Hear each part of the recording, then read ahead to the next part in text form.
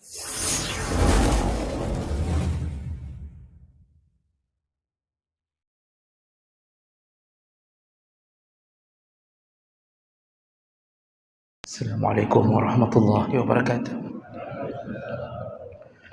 Alhamdulillahirabbil alamin wa bi ni'matihi tatimmus shalihat. Asyhadu an la ilaha illallah wahdahu la syarika lah. Wa asyhadu anna Muhammadan 'abduhu wa rasuluhul karim. Allahumma shalli wa sallim ala nabiyyina wa sayyidina Muhammadin wa ala alihi wa ashabihi ajma'in. Amma ba'd.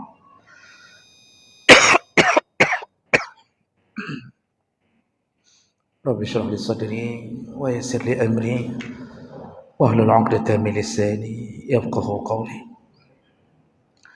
Segala puji bagi Allah, kemuliaan salawat dan salam pada Rasulullah, pada keluarga dan seluruh sahabat-sahabatnya, bapak-bapak dan ibu-ibu yang Allah muliakan.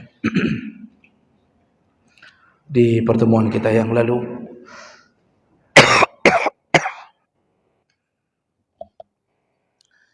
kita sudah membahas salah satu dari adab kita ketika berjumpa, bertemu atau bermuamalah dengan anak-anak,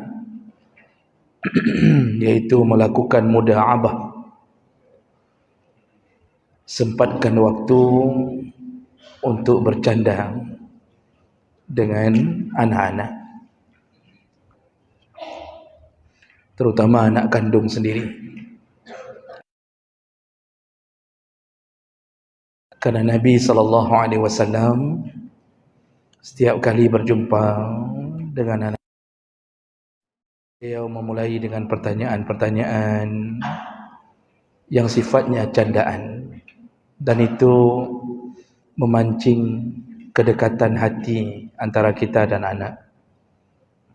Jadi hidup jangan terlalu kaku, apalagi dengan anak-anak kita sendiri.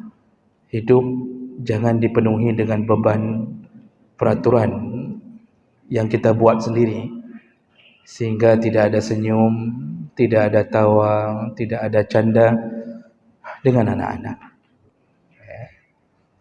Baik, kita sambung masih dengan adab kalau bertemu dengan anak-anak. Berikutnya yaitu asimah lahum bisyai' minal lahwi wal la'ab. Izinkan mereka atau berilah mereka kesempatan untuk bermain. Berilah mereka kesempatan untuk bermain.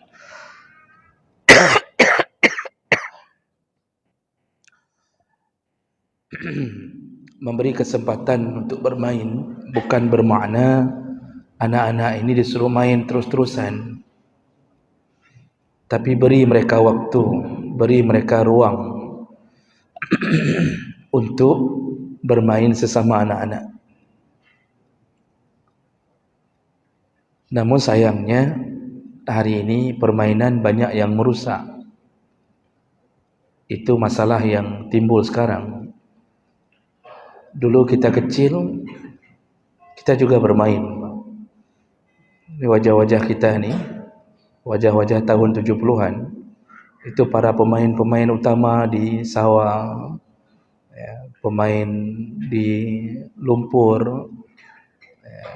Kita main plesetan, walaupun bukan dengan setan, tapi kita bermain terus-terusan, bahkan tidak ada yang mengingatkan kita solat. Anak hari ini tidak lagi berkubang lumpur, mereka mulai memegang HP. Nah, ketika pegang HP itulah terjadi kesalahan-kesalahan. Tapi walaupun begitu, Islam sebenarnya bukan melarang anak-anak bermain, tapi melarang anak-anak jatuh ke dalam permainan yang merusak. Dan bermain HP hari ini nyata kerusakannya. Mulai dari kerusakan otak, sakau, kecanduan. Jadi nggak bisa lepas.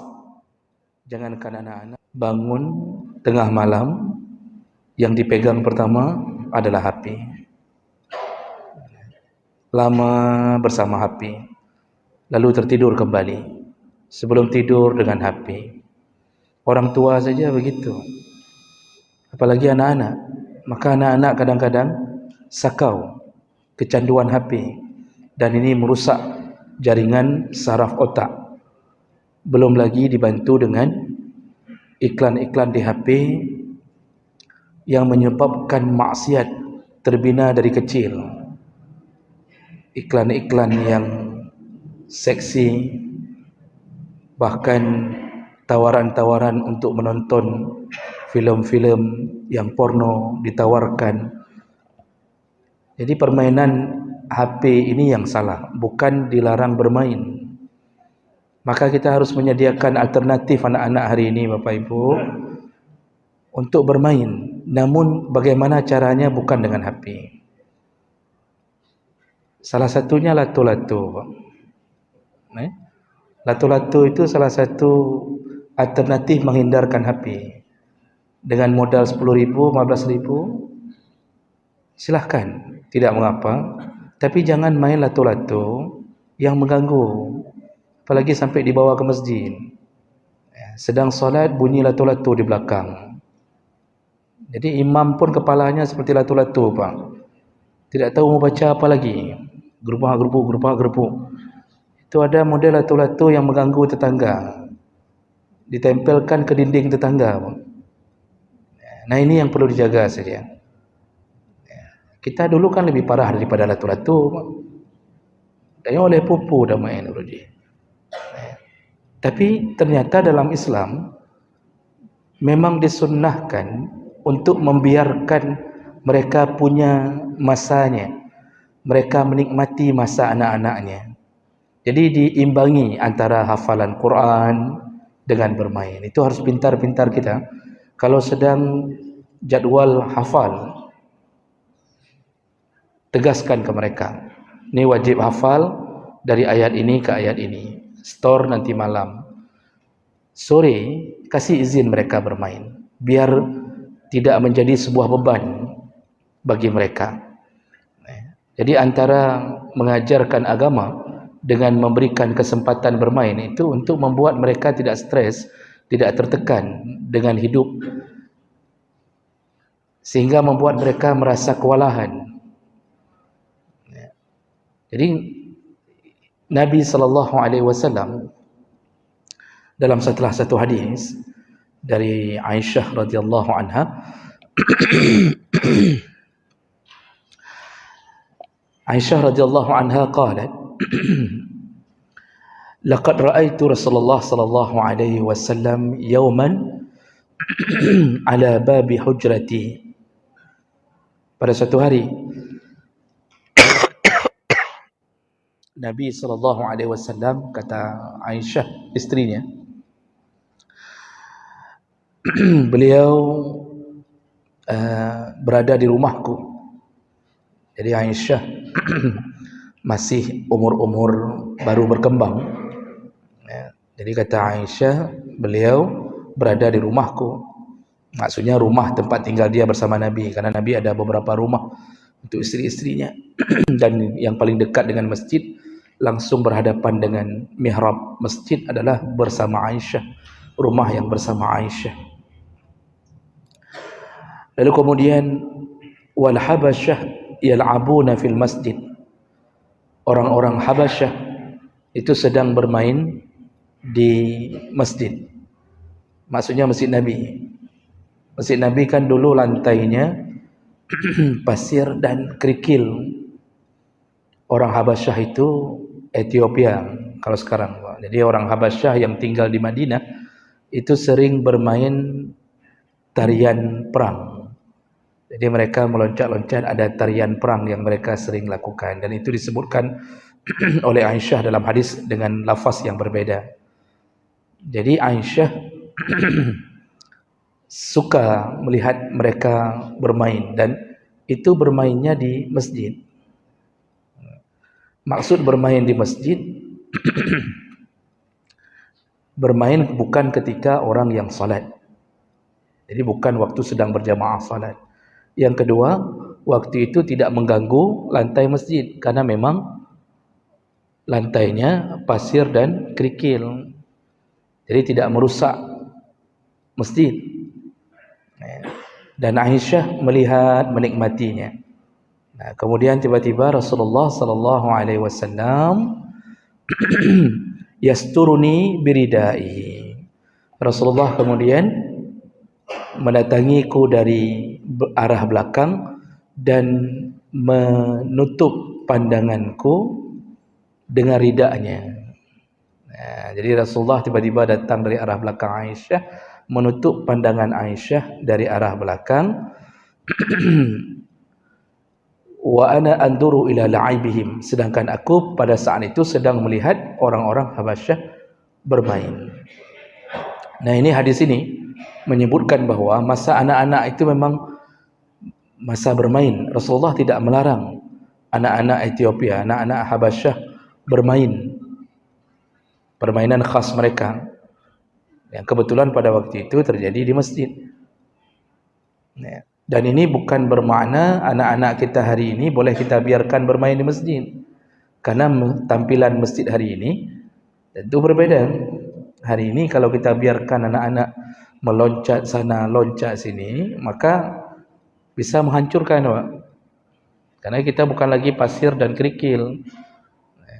Ini ambal-ambal ni yang seharusnya kita bisa pelihara sampai 20 tahun. Kalau kita undang anak-anak, mari bermain ke masjid, ada hadisnya, kita bilang, itu 1 tahun sudah habis semuanya. Jadi jangan fahami ke situ.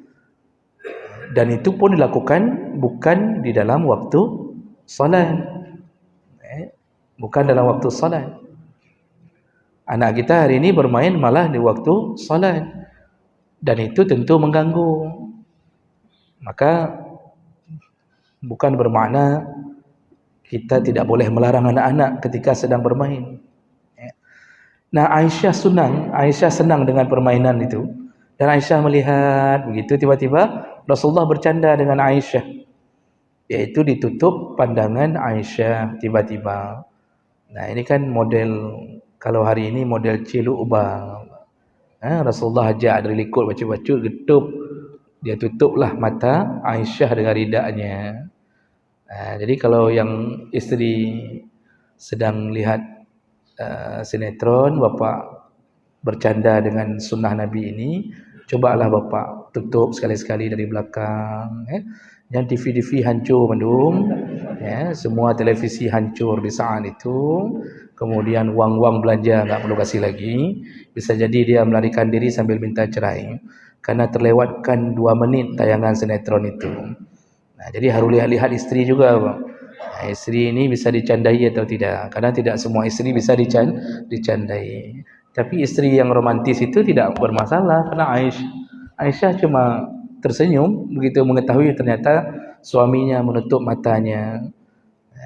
Dan Aisyah pun, kita sudah bacakan hadis di minggu yang lalu, Aisyah sendiri pun diberi kesempatan oleh Rasulullah untuk bermain. Kan waktu Aisyah dinikahi umur 6 tahun itu, beliau masih punya boneka. Kan kita sudah bacakan hadis minggu yang lalu, Aisyah punya ragam boneka. Salah satunya boneka kuda bersayap. Sampai Rasulullah mengatakan, ini apa ini? Lalu Aisyah mengatakan, al-fars, kuda. Kata Rasulullah, kuda bersayap. Kata Aisyah, apakah engkau tidak ingat ya Rasulullah, bahwa Nabi Sulaiman pun punya kuda bersayap? Katanya begitu. Rasulullah tersenyum melihat kepolosan Aisyah. Aisyah punya boneka, Pak.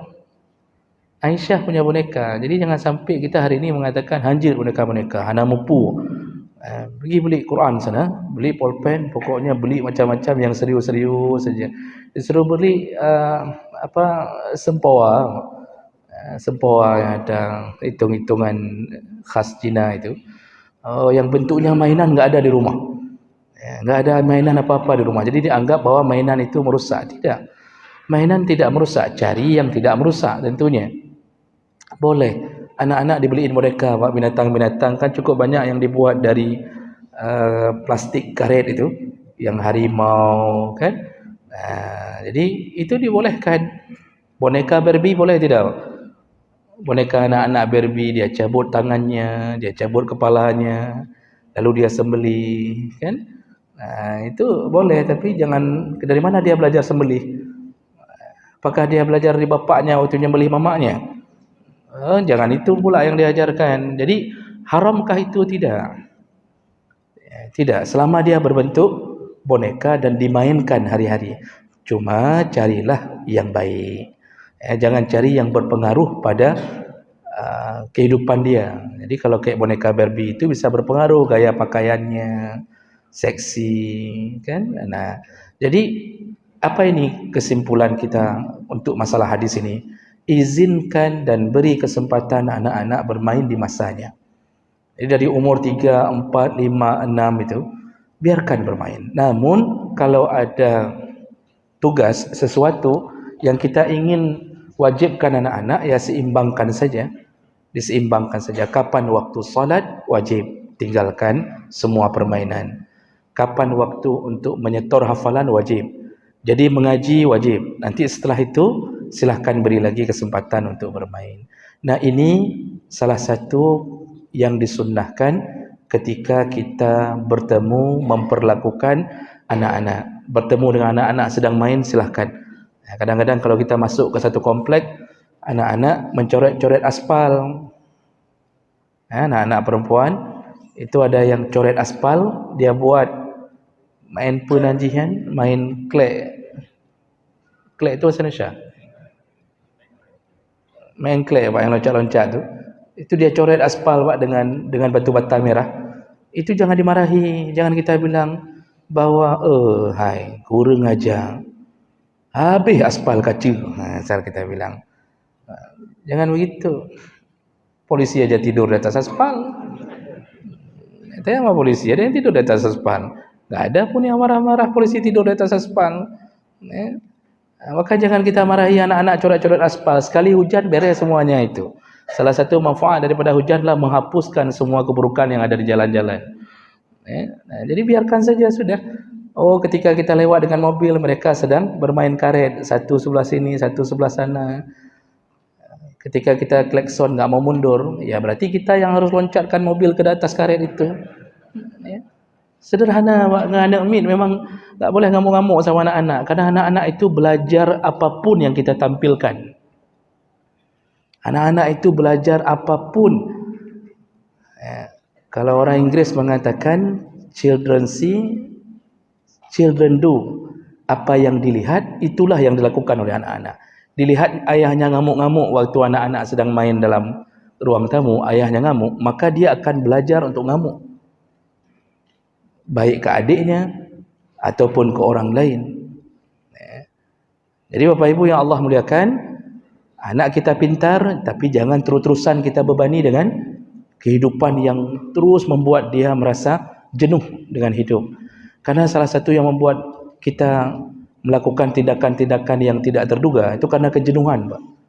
Makanya kadang-kadang ada anak-anak melarikan diri dari rumah.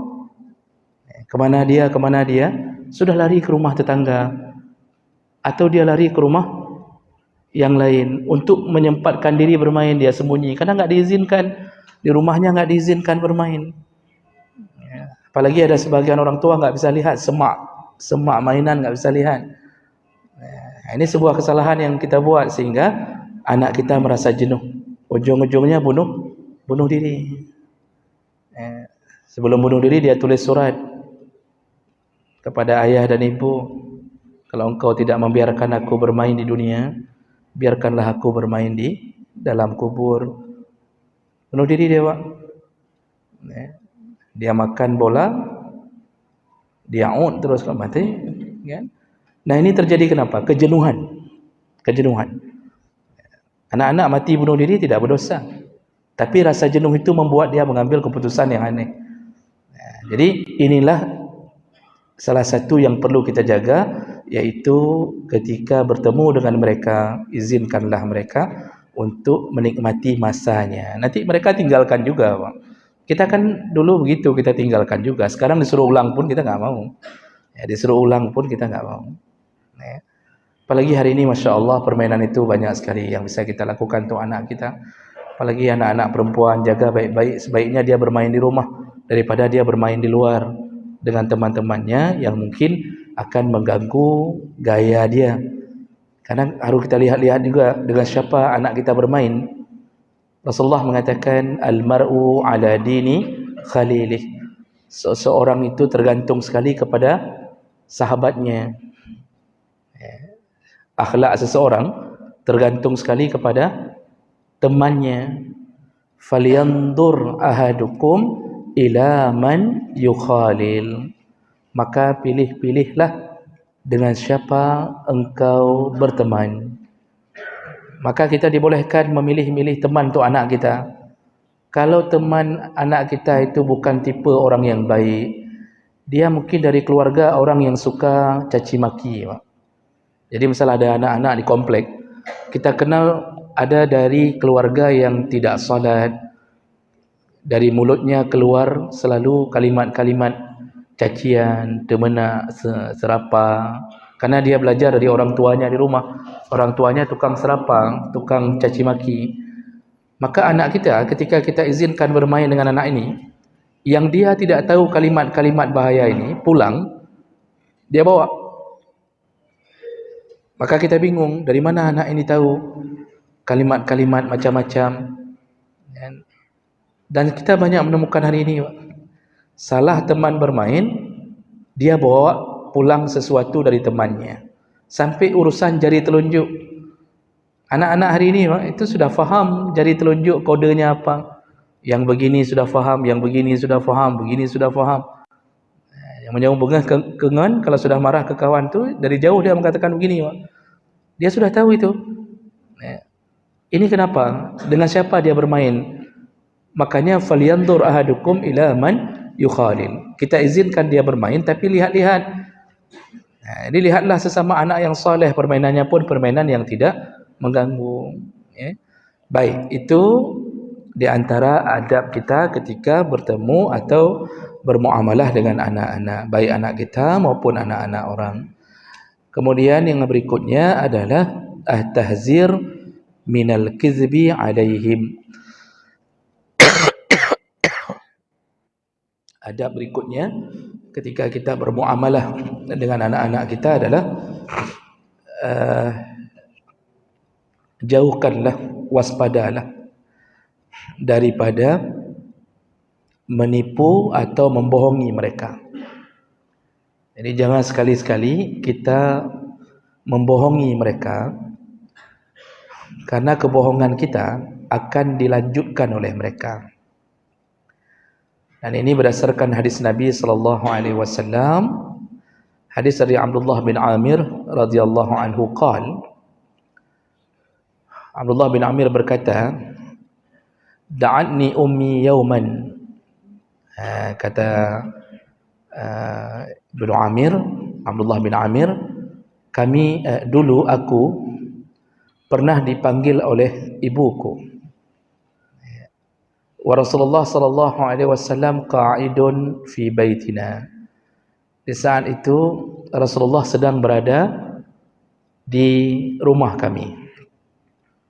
Rasulullah sedang berada di rumah salah satu sahabatnya.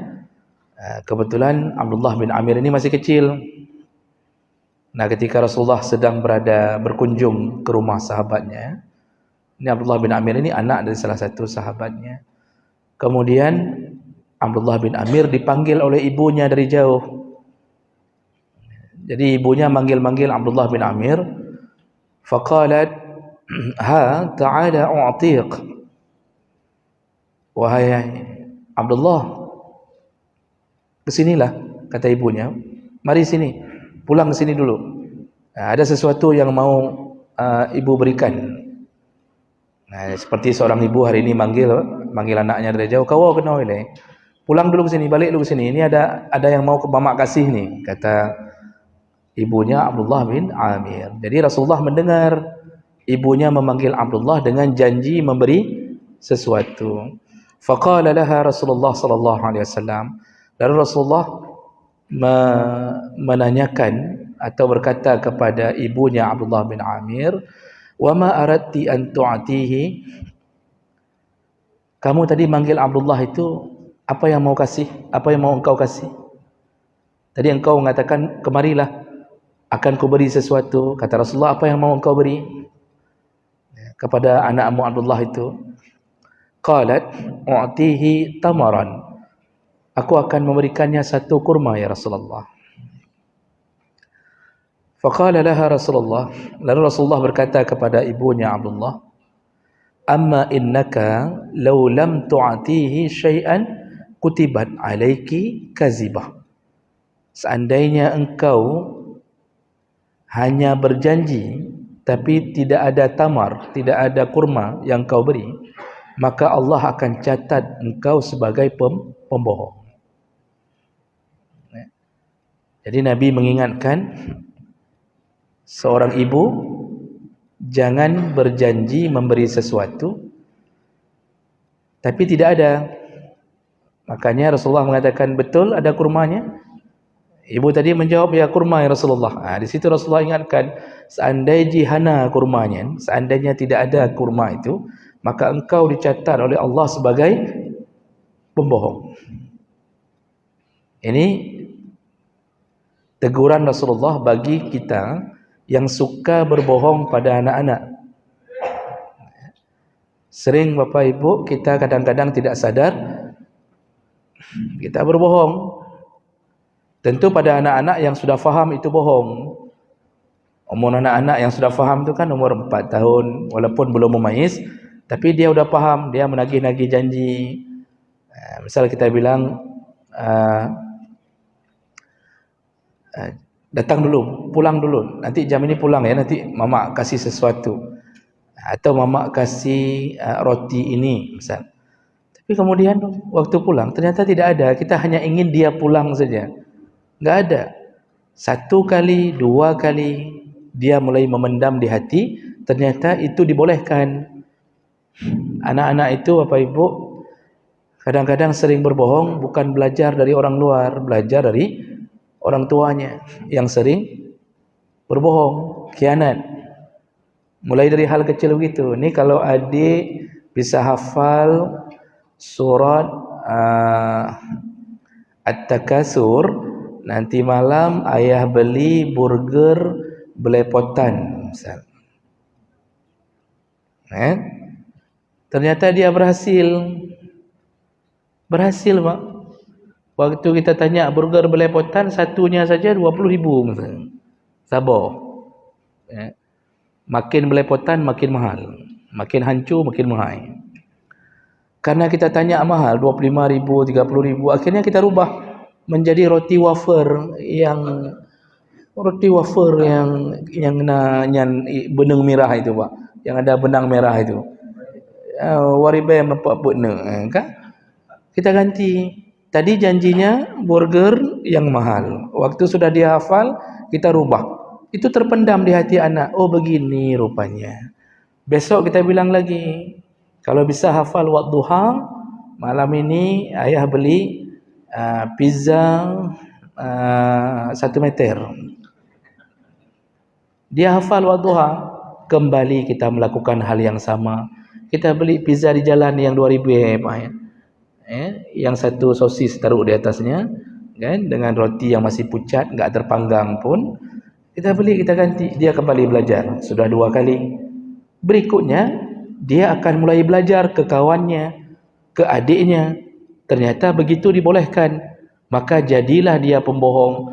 Waktu dia sudah belajar dan faham, di pesantren kita telepon, nak, gimana Qurannya? Sudah sampai seperti ayah bilang, sampai juz 5 sudah, tenang aja ya.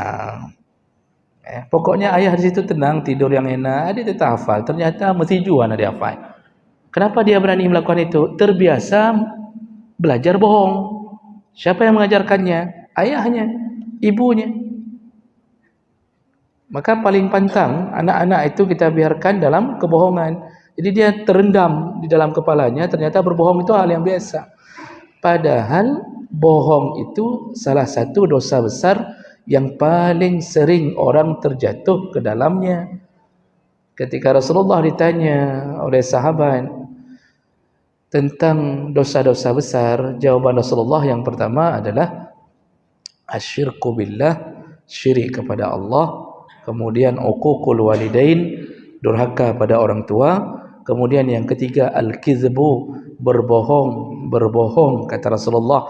Ketika beliau mengucapkan yang ketiga ini, mulutnya kata sahabat yang merawikan hadis, seandainya kami tidak menghentikan beliau mengucapkan berbohong, sungguh beliau tidak berhenti mengucapkan itu. Jadi di dosa ketiganya Rasulullah mengulang-ulang berbohong, itu dosa besar, berbohong. Sampai sahabat mengatakan sudah cukup ya Rasulullah, kami sudah mengerti. Kenapa Rasulullah mengulang-ulang? Karena syirik kita akan jauhi. Durhaka pada orang tua insya-Allah kita jauhi. Tapi yang tidak syirik, yang tidak durhaka, rata-rata jatuh ke dalam sifat bohong.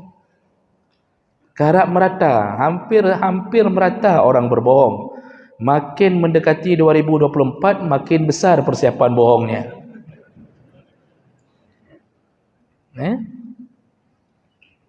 Orang kalau sudah terbiasa berbohong, kata Rasulullah dalam salah satu hadis, kebohongan itu akan mendatangkan kejelekan. Lalu kejelekan itu akan menuju ke neraka. Kalau orang sudah terbiasa berbohong, dicatat, distempel oleh Allah, dirinya al-kazzab. Dia adalah seorang pembohong. Itu tak bisa berubah lagi tu. Kalau dah sering bohong, kita nasihati apapun tak bisa berubah. Makanya coba lihat para penipu, itu bergerak, biasa saja dia nipu. Coba lihat orang yang pernah mengorbankan kita, Pak. Dia datang, minta hutang dengan air mata, kemudian tidak pernah kembali. Waktu kita cek, ternyata semua orang dia pernah lakukan itu. Kenapa enggak sadar-sadar? Memang sudah distempel oleh Allah kazzab, pembohong. Kenapa? Sering berbohong. Maka hari ini kita kadang-kadang anak kita berbohong di pesantren, kita bilang haji kebut pesantrennya, enggak bisa kebut. Apa masa haji kebut? Tidak bagus pesantren itu, kita bilang. Masa anak kita berbohong semenjak masuk ke situ? Padahal kita yang mengajarkannya dari kecil. Inilah dunia berbohong yang perlu dihindari. Jadi kalau janji sama anak-anak, berikan. Kalau enggak sanggup berikan, jangan janji yang besar-besar. Janji yang kecil-kecil saja. Misal kita suruh tebak nama ikan, sebutkan 5 nama ikan. Enggak usah kasih sepeda, Pak. Kasih yang kecil-kecil yang kita mampu. Jadi kasih permen, kasih ini boleh. Yang jangan bohong. Ditagih berkali-kali, kemarin bilangnya beli es krim, rupanya enggak beli-beli. Itu dicatat tuh sama anak-anak. Sampai akhirnya dia jadi anak pembohong. Waktu jadi suami suka bohong. Bilang belum kawin, padahal udah kawin. Waktu jadi ayah, dia kembali berbohong untuk anaknya, untuk cucu kita. Akibatnya kita punya generasi pembohong. Akibat apa? Kita yang suka berbohong dari awal. Maka Nabi cukup melarang tentang perbuatan berbohong pada anak-anak. Tepatilah janji, maka dia akan menjadi orang yang tepat janji, insya-Allah. Baik, berapa menit lagi? 6 menit lagi. Baik, silakan.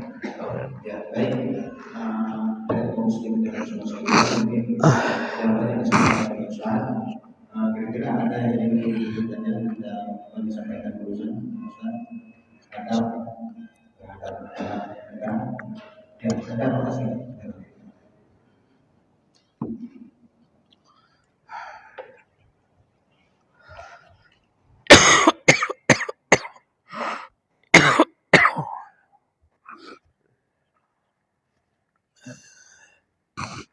Assalamualaikum warahmatullahi wabarakatuh. Waalaikumsalam warahmatullahi wabarakatuh. Ustaz dan para jemaah yang berbahagia, Rasulullah memiliki beberapa anak. Namun yang paling kita kenal adalah Siti Fatimah. Dan beliau paling menyayangi Siti Fatimah, dan bahkan pernah mengatakan barang siapa menyakiti titipannya sebagai ajang menyakiti. Dan beliau sampai Siti Fatimah merupakan anak yang paling bungsu. Yang jadi pertanyaan kami, apakah ini merupakan gambaran bagi kita yang bahwa kita harus mencurahkan perhatian kepada anak yang bungsu. Kemudian yang kedua, ada teman saya, beliau memiliki seorang anak perempuan yang tidak memiliki anak laki-laki, dan semua harta warisannya diwariskan kepada anak perempuan. Apakah ini bolehkan berhukum agama? Demikian yang kami tanyakan. Assalamualaikum warahmatullahi wabarakatuh. Waalaikumsalam warahmatullahi wabarakatuh. Baik, saya rasa cukup satu karena waktu kita terbatas. Benar bahwa terima kasih banyak Bapak atas pertanyaannya. Benar bahwa Rasulullah menyayangi Fatimah. Bahkan yang paling mirip dengan Rasulullah itu Fatimah. Gaya jalannya, fisiknya, wajahnya paling mirip dengan Rasulullah. Bahkan Rasulullah pernah membisikkan sesuatu kepada Fatimah. Sekali Fatimah tertawa, kemudian tiba-tiba sekali menangis, kemudian tertawa. Sampai Aisyah, ibu tirinya, bertanya, apa yang dibisikkan? Kenapa engkau sekali tersenyum, sekali menangis, sekali tertawa? Kata Fatimah, ayahku membisikkan bahwa beliau akan segera meninggalkan dunia ini. Maka aku menangis. Lalu kenapa engkau tertawa berikutnya? Karena setelah itu beliau bisikkan, engkaulah wahai Fatimah yang mengikutiku setelah aku meninggal. Jadi orang pertama yang ikut Nabi meninggal adalah Fatimah. Dan memang benar terbukti beberapa bulan setelah Nabi itu Fatimah yang meninggal dunia. Jadi dia tertawa berkumpul segera dengan ayahnya. Fatimah disayang-sayang. Fatimah anak yang paling bungsu. Dan apakah ini indikasi kita harus lebih sayang ke anak bungsu? Tidak. Rasulullah itu sayang pada semua anaknya. Bahkan anak laki-lakinya ketika meninggal dunia, Ibrahim, beliau tidak mampu menahan kuasa dengan menumpahkan air mata. Sampai ditanya oleh sahabat, ya Rasulullah, kenapa engkau menangis? Bukankah engkau melarang kami menangis? Kata Rasulullah, bukan tangisan ini yang kularang. Ini tangisan kasih sayang ayah kepada anaknya. Yang kularang adalah tangisan yang berbau ratapan, aniyaha. Ya Rasulullah sayang semua anaknya, namun yang laki-laki semuanya diambil Allah supaya tidak menimbulkan fitnah seakan-akan ada nabi lain setelah Rasulullah. Anak perempuan kebetulan yang tinggal paling lama bersama Rasulullah ya Fatimah, karena yang lain bakal kawin, Pak. Ya, yang lain itu Ummi Kalsum, Ruqayyah itu sudah langsung dinikahi dari masa-masa mudanya sampai akhirnya mereka dua-duanya juga dinikahi oleh Utsman bin Affan. Jadi yang paling lama tinggal bersama Rasulullah itu Fatimah. Jadi ini tidak menunjukkan kita harus membedakan kasih sayang. Nanti ini ke depan terbahas tentang salah satu adab juga. Jadi sayangilah semua, sayangi semua. Namun wajar kita anak bungsu kadang-kadang lebih karena dia paling kecil. Kemudian dia ada abang-abang dan kakaknya. Yang abang-abang sudah capek kita sayangi. Tapi saya lihat biasanya yang paling kita sayang itu anak paling tua. Cuma karena bagah dat tua, gak ada sayangnya. Kita habis-habisan kan sama anak paling tua, Pak. Habis-habisan kan, semua mainan, semua dimilikinya. Yang adik-adiknya kan pakai baju abang. Yang adik-adiknya kan main-mainan abang. Grek-grek abang, roda-roda abang. Ya, semua punya abang. Yang second punya untuk adik semua. Yang paling kita sayang itu malah yang paling tua biasanya. Cuma kena bagah tak tua, akhirnya kita kembali lagi ke yang anak. Dan itu tidak membedakan. Ya. Kemudian yang kedua, harta tidak boleh, kalau itu bentuknya warisan, tidak boleh kita melanggar syariat. Ya. Tidak boleh semuanya kita berikan untuk anak perempuan. Bahkan tidak boleh mewasiatkan harta kita semua untuk anak perempuan. Benar kata Bapak tadi bahawa kadang-kadang kesalahan kita adalah mewasiatkan harta untuk anak perempuan karena menganggap anak perempuan itu yang pelihara rumah, yang pelihara kita waktu sakit, nanti dia enggak ada kerja, dia harus ada rumah. Dalam hukum Islam, wasiat malah tidak boleh diberikan untuk ahli waris. Kata Rasulullah, la wasiyata li waris, tidak boleh berwasiat harta untuk ahli waris. Kenapa? Karena kalau diwasiatkan harta pada ahli waris, nanti double dengan warisan. Jadi waktu kita bilang, ni rumahnya untuk anak perempuan Ini si yang paling kecil nih, rumah ini untuk ini. Ketika rumah kita berikan untuk anak ini, nanti waktu bagi warisan dia dapat lagi. Disitulah sumber kebencian abang-abangnya. Oh, kalau abangnya mengatakan kamu nggak boleh dapat lagi warisan, sudah dapat rumah, termasuk pelanggaran syariat juga karena tidak mau membagi warisan sesuai dengan hukum Allah. Jadi ada berapa pelanggaran di situ. Wasiat pun kalau mau diberikan ke satu orang dari anak-anak kita, kalau anak perempuan, itu tidak boleh melebihi sepertiga dan harus sepersetujuan dari semua ahli waris. Tanya dulu sama abang-abang, boleh rumah ini untuk si adik yang perempuan, tapi tidak boleh lebih sepertiga. Makanya hati-hati. Sebaiknya jangan meruncingkan masalah dengan memberi harta hanya kepada satu orang. Baik, insyaallah kita sambung di pertemuan yang akan datang. Subhanakallahumma bihamdik, asyhadu an la ilaha illa anta, astaghfiruka wa atubu ilaik. Wassalamualaikum warahmatullahi wabarakatuh.